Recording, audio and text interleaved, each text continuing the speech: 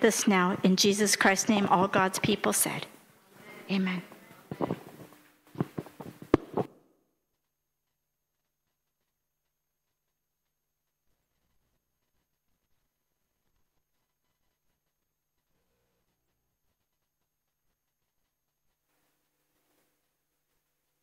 Thank you, Mary. We are continuing on our series, the sermon series, the Ups and Down Path to a Renewed Heart. I'm going to read from the scriptures that we have taken, which is in Philippians chapter 2, from verses 1 to 11. Philippians chapter 2, from verses 1 through 11. I read, "Therefore, if you have any encouragement from being united with Christ, if any comfort from his love, if any common sharing in the Spirit, if any tenderness and compassion, then make my joy complete by being like-minded, having the same love, being one in spirit and of one mind. Do nothing out of selfish ambition or vain conceit. Rather, in humility, value others above yourselves, not looking to your own interest, but each of you to the interest of the others.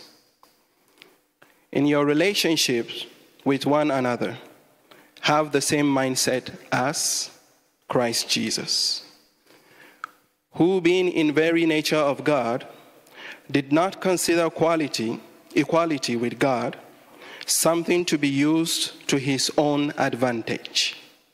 Rather, he made himself nothing by taking the very nature of a servant, being made in human likeness, and being found in appearance as a man, he humbled himself by becoming obedient to death, even death on a cross. Therefore, God exalted him to the highest place and gave him the name that is above every name, that at the name of Jesus, every knee should bow, in heaven and on earth and under the earth, and every tongue acknowledges that Jesus Christ is Lord, to the glory of God the Father." This is the word of the Lord. I'll invite Sean for the sermon. Let's pray with Sean as he shares the word. Thank you, Father, for your servant who is going to share your word with us. We ask that, Lord, you will speak through him. Bless us with listening ears and an understanding heart.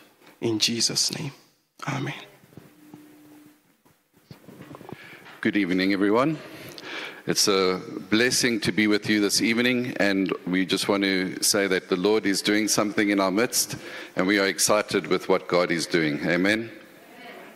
So we are on a journey looking at Philippians chapter 2, and in particular these 11 verses. And last week we looked at the first 2 verses, and this evening we're going to look at verse 3 and verse 4. And we're wanting to know that we can encounter a gospel pattern that completely transforms and equips us to be able to have a softened heart, an ability to have a different mindset, a way that we can move forward as a church, as individuals, within our marriages, within the workplace, within relationships, within difficulties, and that as we do that, we do it together as we move in Christ. And what we saw last week is that those who are already in Christ, those who have been regenerated, those who have been born again, those who are saved, finds unity together. And unity is the fruit of grace. It is all about what Jesus has done. And it follows a Trinitarian pattern. That's what we looked at last week. It follows a pattern of what God the Father, God the Son, and God the Holy Spirit has done within our lives. And that is that Christ has brought us encouragement. We as believers are in a space of encouragement. And God brings deep, deep comfort through the love of the Father. and the Holy Spirit is the one that binds us together. And this is the unity that we have in what we saw in verses 1 and 2. But now we're going to be looking at verses 3 and 4. But before I get there, I want to ask you, have you ever caught yourself or someone saying, when will I be good enough for God? I just seem to always fall short of being able to please God. I think sometimes that I do everything right, but it looks like God just kind of ignores me. It's as if I'm not on his radar. I go to life groups, I tithe, I do everything that's right for the Lord, but I still feel overlooked by him. Sometimes we would say, do I need to do more to be seen, to matter? Do I matter at all?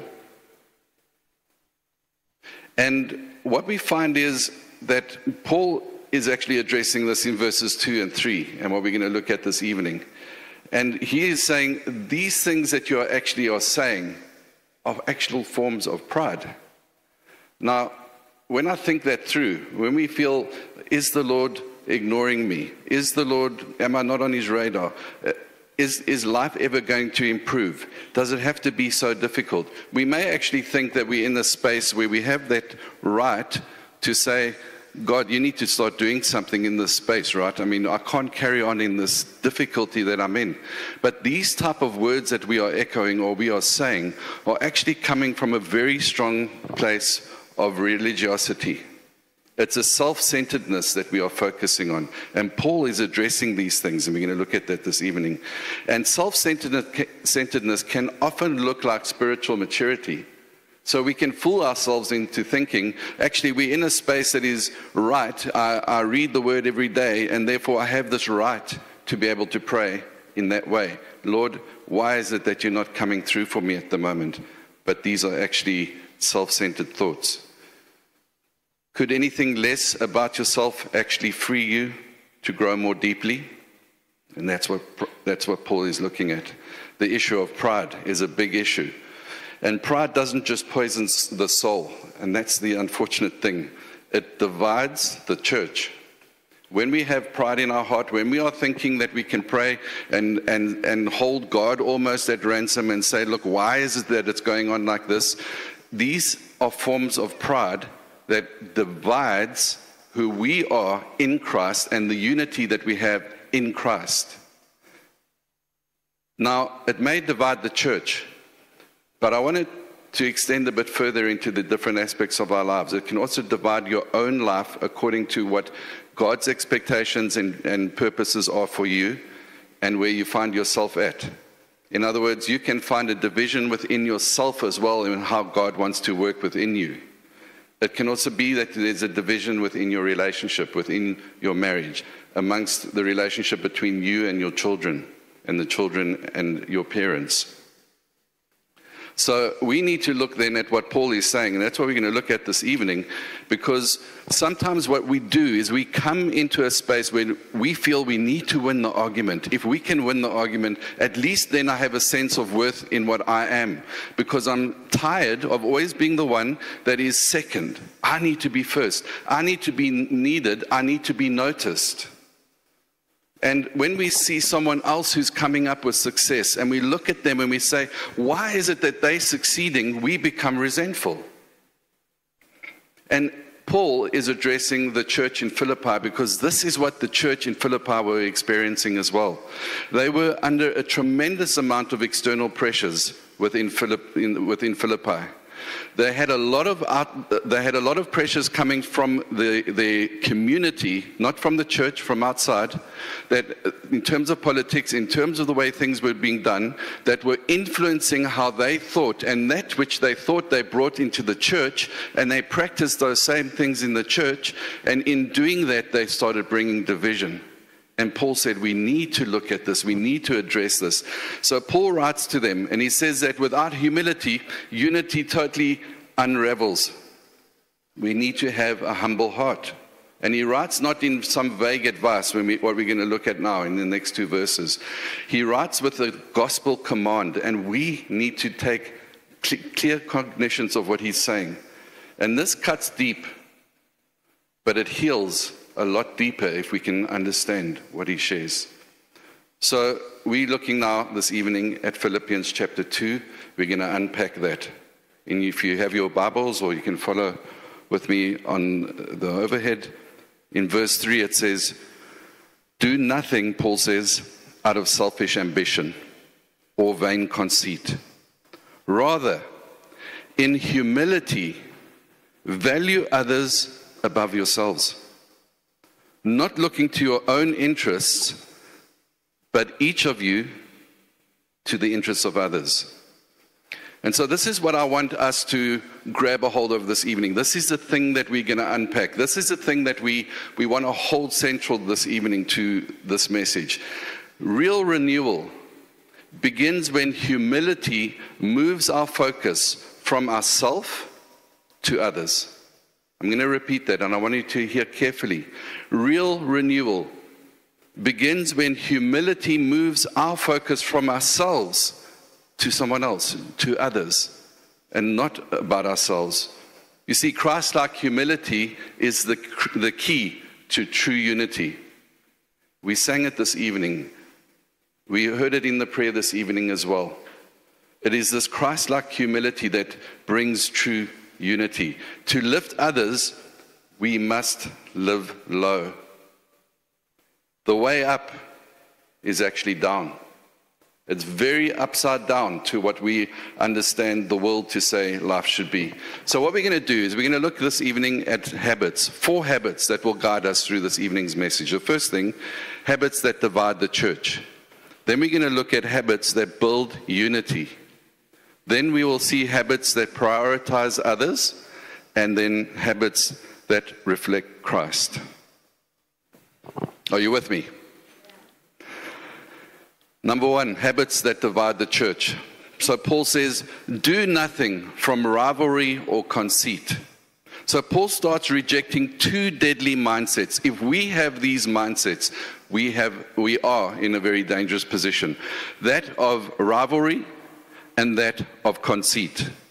He says, do nothing from rivalry. And if we look at this word in the original language, it's basically saying, do nothing with an ambition that scrambles to win. It's a thing where you're going in and you're going in the sense that I'm going to make sure that my voice is heard, that I'm the one who is the victor here, and I'm the one that is seen. This is what rivalry is. It's the drive to win at any cost. It doesn't matter what you do, but you are going to win. It's that need to be noticed. This is what rivalry is, and this is what Paul is saying. Do nothing in terms of rivalry. And this is echoed in his letter to the Galatians as well. He says in chapter 5, verse 26, let us not become boastful, challenging one another and envying one another. It brings nothing. When we are in a place where we're finding it difficult within our lives, it brings nothing to have a sense of rivalry looking at someone else's success and wishing it was ours. James says the same thing. Where jealousy and selfish ambition exist, there is disorder, and listen to this, and every evil thing. So when pride starts stepping into our space, it brings this division, and this division is a very evil thing. So Paul, to the Philippians, is saying, stay away from it. But then Paul also adds, and he says, also, don't just do anything in terms of rivalry, do nothing from conceit. And the word that he uses in the Greek is called kenodoxia. Keno means empty, doxia means glory. So he's saying, don't glorify your situation because it actually has no substance. It's glory with no substance. That's what conceit is. When we think that we can do things and I've arrived, I'm here, hear my voice, there's no one else's voice but my own, that's empty glory. It's puffed up self-worth that fuels comparison and resentment.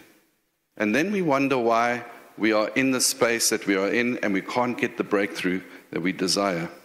So Paul doesn't say, just avoid this, just avoid rivalry, just avoid conceit. He says, do nothing from these motives. And why? The reason is pride is the engine of disunity. Now, we looked in the first few verses that we are a church that are unified because of what Christ has done, this Trinitarian pattern, the gospel pattern, that which Jesus Christ has done for our lives. But the moment we take our eyes off Jesus and we put it on ourselves, we start that engine of pride, and it brings disunity.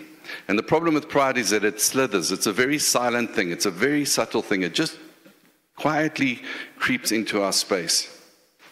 And Paul knows that the habits that divide the church are those of rivalry and conceit. So the question then I need to ask you, and I need to ask of myself, is, am I being prideful? But is that a question of pride? Perhaps I'll say, I'm tempted to seek recognition. Am I? Is that, if I ask that question, am I not just going down that route of being proud? Or I feel unnoticed or entitled. I feel unnoticed.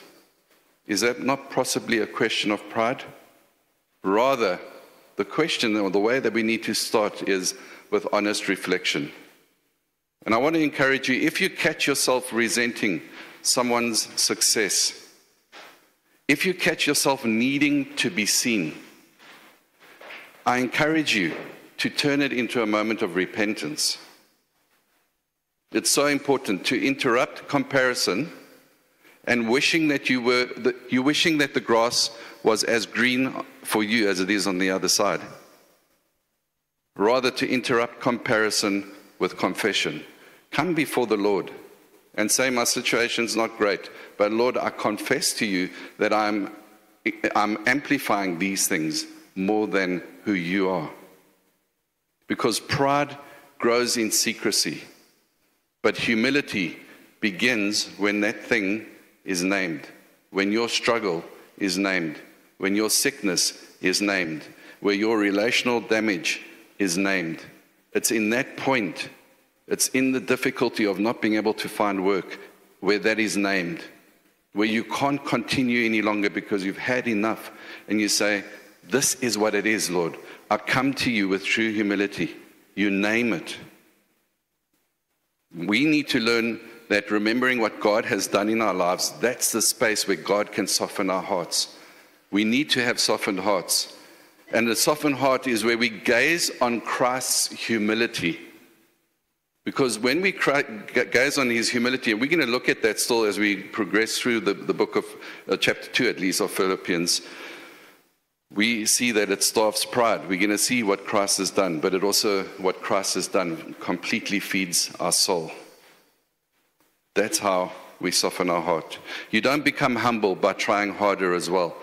Don't think for a moment that we need to go into the space where we go into, oh, woe be me. Just woe be me. That's not what humility is. But by seeing Jesus clearly and living for his glory, knowing what Jesus has done for us, living in that reality of his glory, not empty glory that we come with, but in his glory, we come into a place of true humility.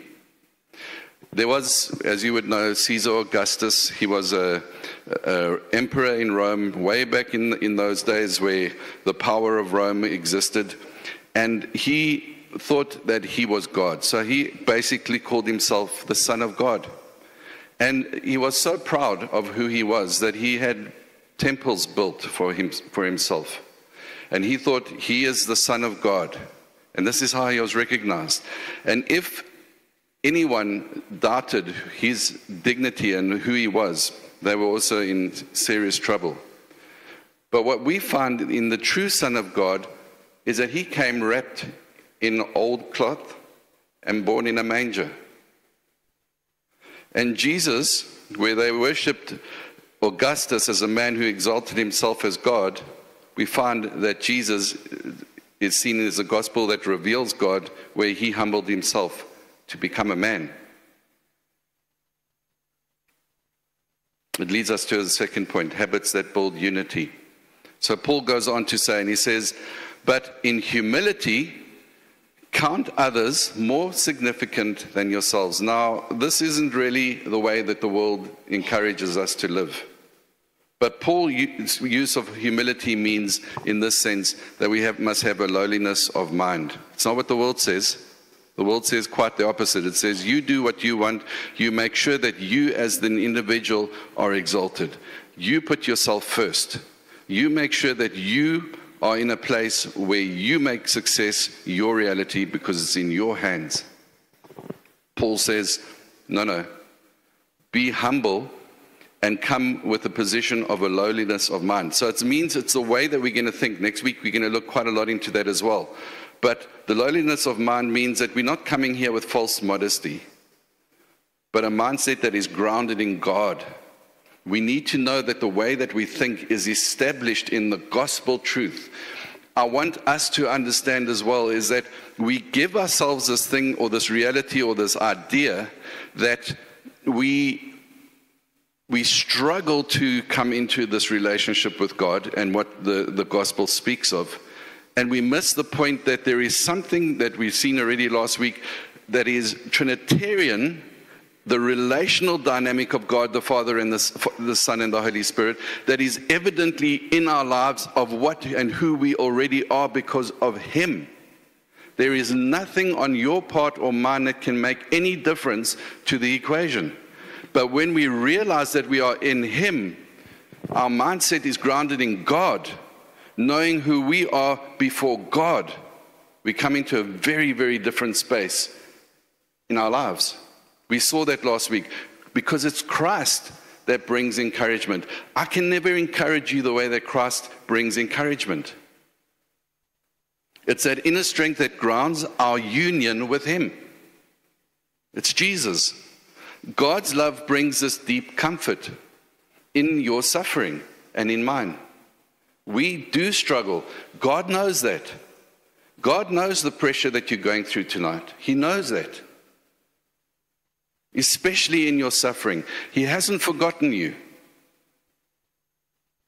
And then by the power of the Spirit, when we are grounded in God with the right mindset, He binds us together. This is a space that Paul is speaking to now in verses 3 and 4.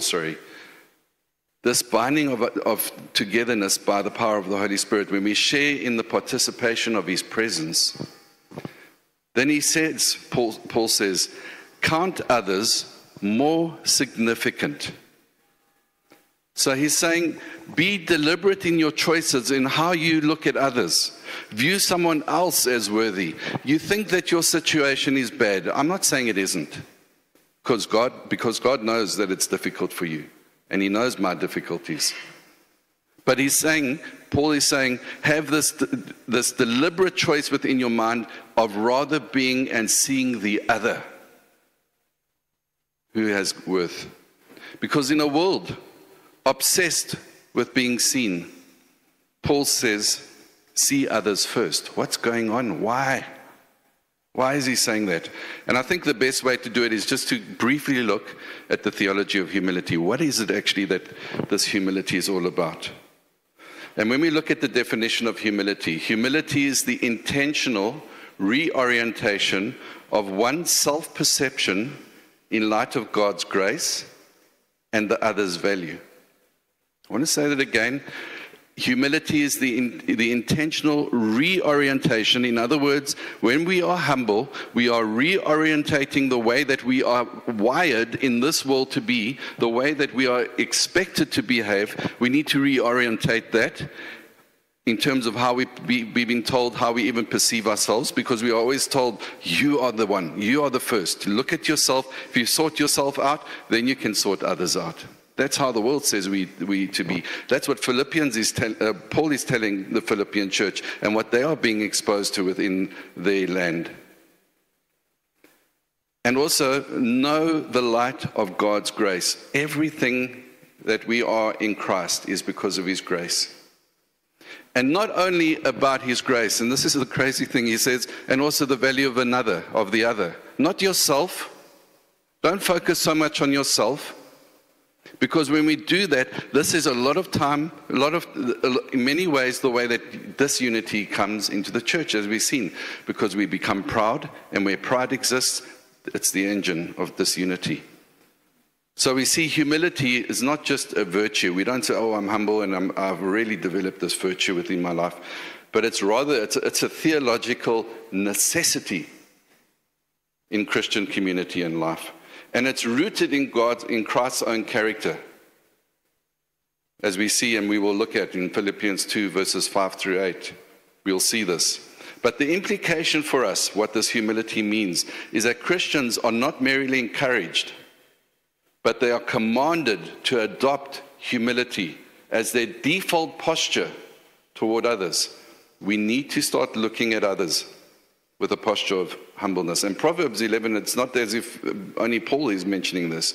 In Proverbs 11, it says, when pride comes, then comes dishonor.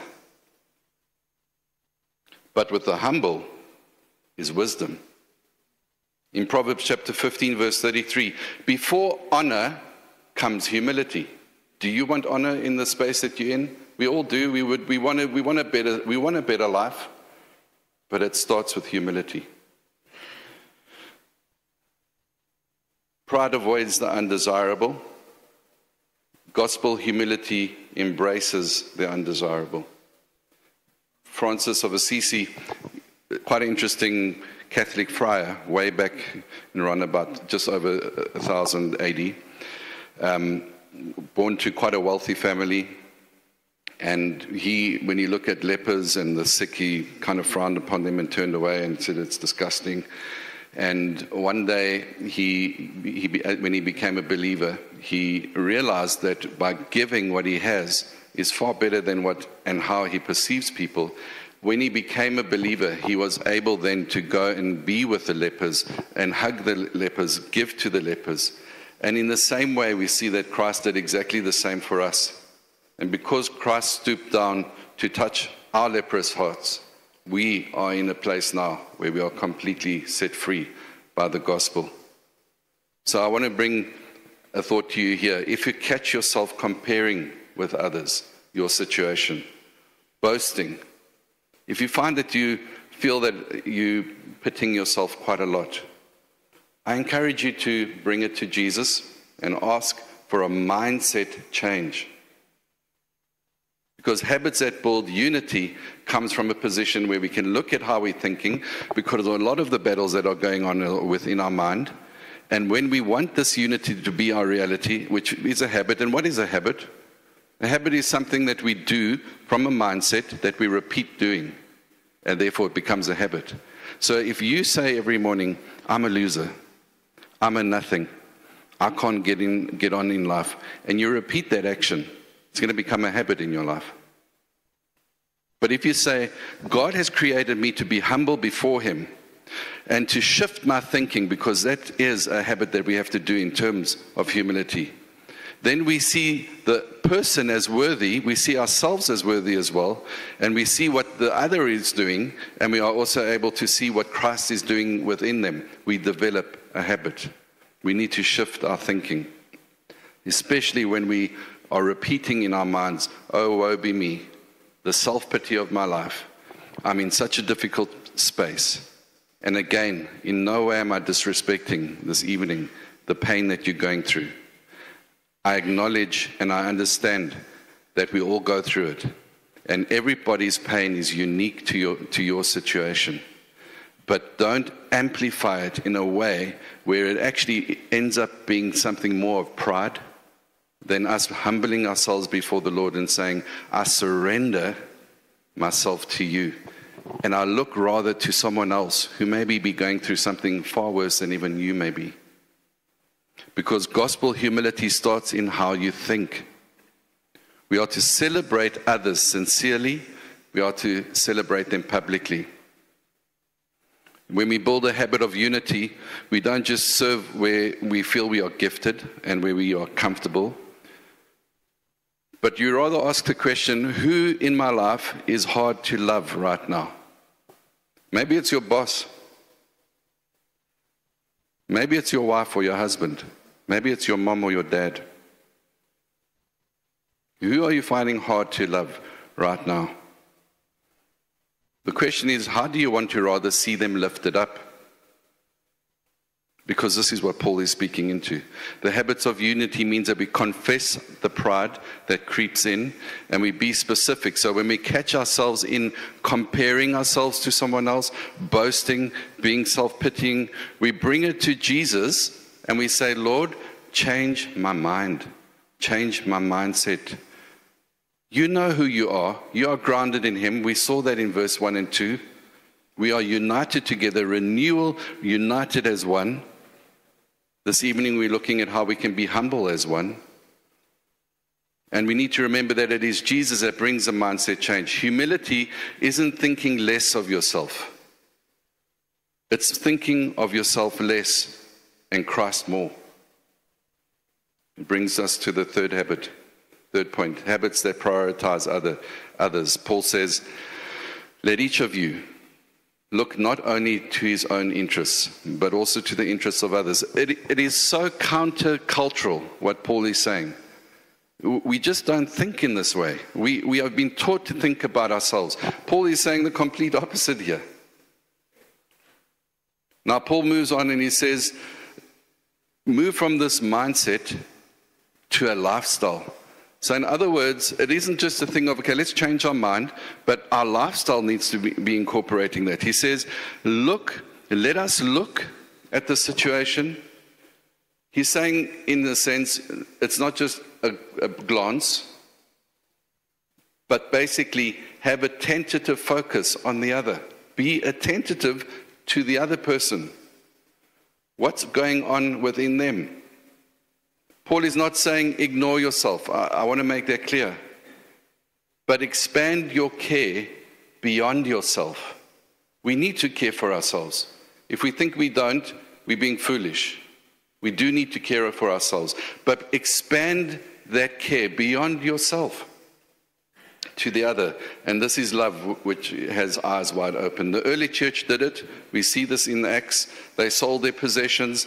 They bore burdens of others. They shared their lives together. And why did they do that?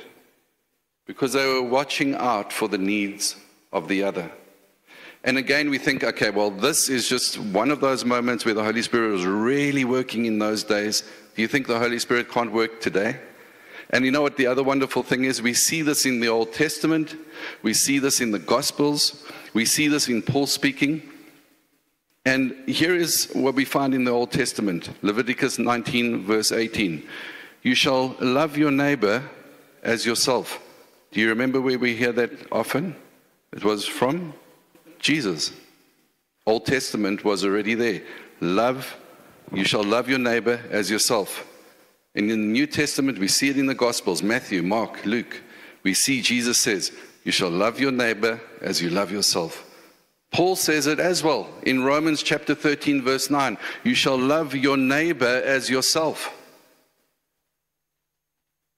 In Romans 14, verse 19, he says, pursue what makes for peace, Paul speaking, and build up one another. Church, when we build each other up, we are strengthened to face the day. You are not alone. You shouldn't be doing it by yourself. So, if you catch yourself only looking out for your own world, pause, stop, and ask the Holy Spirit, help me to notice who's hurting here today. Who's hurting around me? Is it your wife? Are you so trapped in your difficulty and situation as the husband that you're forgetting about your wife and her needs? Or the complete opposite of that? You're not looking out for your husband? Could it be that in school, you're so focused on yourself that those in your class, as you go back to school, are in a deep, deep depression, in a deep struggle, not knowing how to get through it academically, but you're so focused on yourself that the other is suffering? Paul is saying, look at the others around you. Train your eyes to see the needs of others. That's the habit that we need to prioritize for others. We need to slow down. We work and we rush too much in life. Slow down. And let our hearts be softened within a perspective of what Christ has done, his humility, the fact that he is the one that we look to. A habit that prioritizes others as well is that we need to plan intentional encouragement.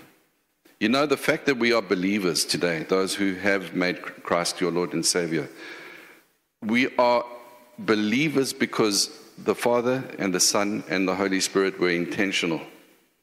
You weren't a forgotten cause at any moment, and you're not if you're not a believer yet. You're not a forgotten cause. But for ourselves as well, we need to plan intentional encouragement, even as the triune God did for us. Don't wait to be asked to help someone. Seek out the quiet. Look around you. That's what we want for River Life Church as well. We want to know that the heartbeat of Christ is beating through you to the other.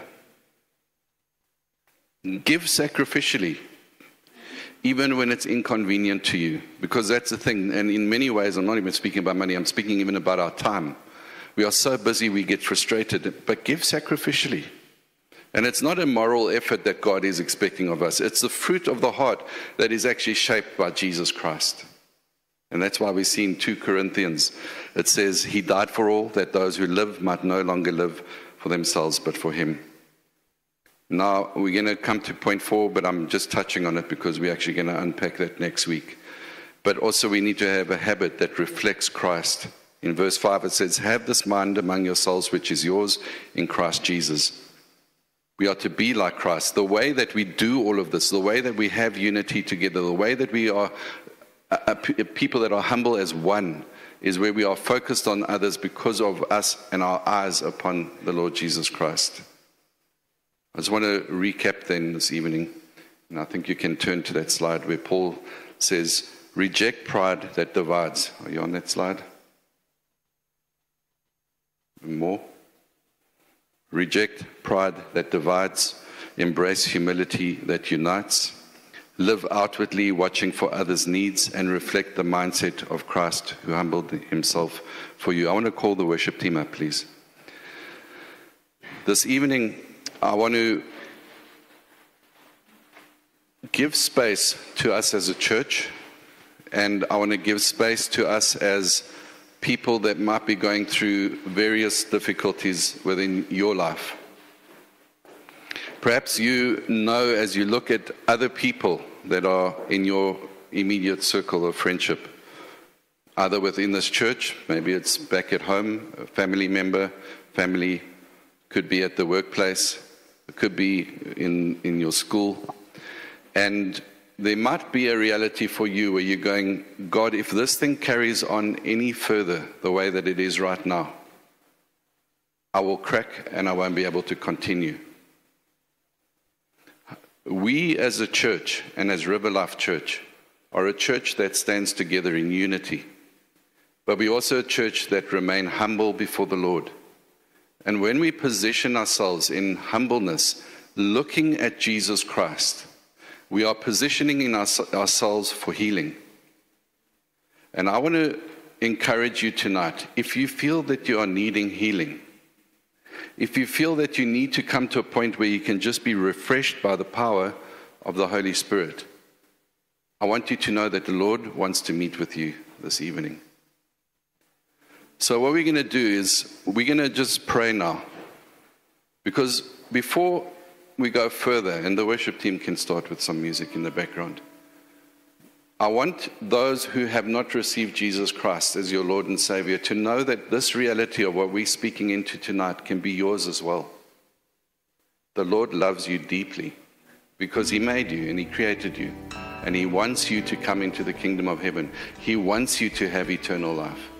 He wants your relationships. He wants your jobs. He wants your being to be fulfilled in in what He has commissioned for your life. You're not forgotten. Even if you are in Christ, you're not forgotten. So let us close our eyes together. I want to lead those this evening who haven't made Jesus Christ your Lord and Savior. And I want to say to you that God deeply, deeply loves you. And we as River Life stand with you. We are looking at you tonight in supporting you in a decision that if you choose to make Jesus Christ your Lord and Savior, you will be transformed forever. If you haven't made Christ your Savior, ask that you pray this prayer, and you can follow it in your hearts with me. You can pray it aloud if you want. And just pray these words. Jesus Christ, I thank you that you are God. I thank you that from what I've heard tonight, that you died for me and you took upon yourself my sins so that I can be set free. Jesus, I call on you as Jesus Christ, the Lord and Savior of this world. I pray that you will forgive me of my sins, and I pray that you will make me new. I pray that you will fill me with the Holy Spirit, and that my life will be changed now. I thank you that my life, even if I die today, will be one of eternity in the presence of being with you. Thank you, Jesus. Amen. And also, let's just stay in an attitude of prayer. And this evening, I want to encourage you. Maybe this is unusual for you. You haven't done this before. Maybe you are familiar with it. But if there's something in your life where you are just too overwhelmed to continue moving forward, the worship team this evening is going to play some worship and it's going to lead the rest of the church in song. But if you believe that you need to just be ministered to tonight, that you can encounter the living God, for us praying with you, I ask you that you come forward to the front. We have our ministry team that will pray with you. And take the step of faith tonight to say, I am trusting God for the breakthrough that I need. I've had enough of the way things are going. So we can surrender ourselves in humility to the work of Christ in our lives. So as the song begins now, I'll ask you, if you do need prayer, take the opportunity, because we are making the space open to you to come forward to the front here this evening, and we will pray with you. If you feel a beating in your heart to go, no, I can't, I don't want to, push through that, because the living God wants to meet with you tonight. The Holy Spirit wants to touch your heart. Let him do that tonight.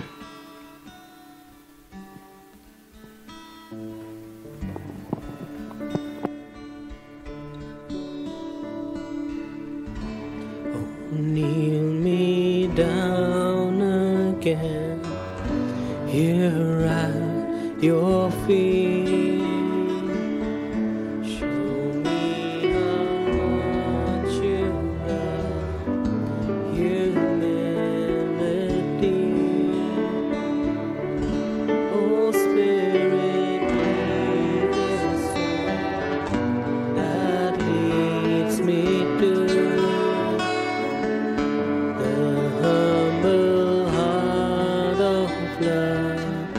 I see in you. You are the God of the broken, the friend of the weak. You wash the feet